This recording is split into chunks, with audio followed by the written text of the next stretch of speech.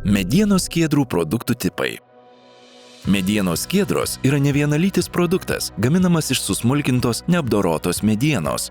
Biokuro gamybai naudojamos įvairios medžio dalys, išskyrus kelmą.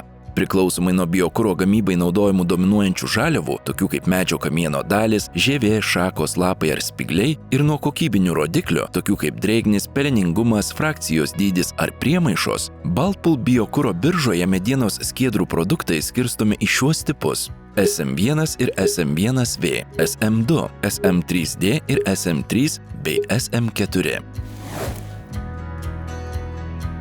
SM4 tipo medienos skiedros yra tamsiai rudos spalvos. Dominuojanti gamybos žaliava – šviežios kirtimo liekanos. Šiuose skiedrose leidžiamos tiek sausų, tiek nesausų lapų ar spyglių bei žievės priemaišos.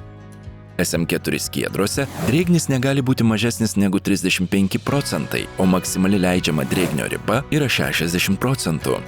Šio tipo skiedrose peleningumas negali būti didesnis nei 7% nuo sausosios masės.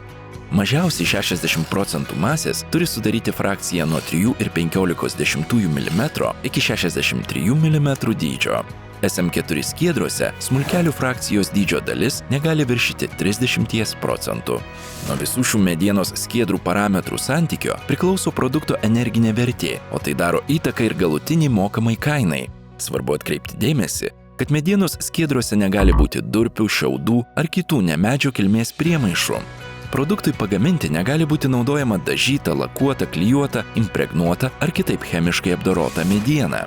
Aptikus net ir mažą kiekį neleistinų organinių ar cheminių priemaišų, biokuro priimti negalima.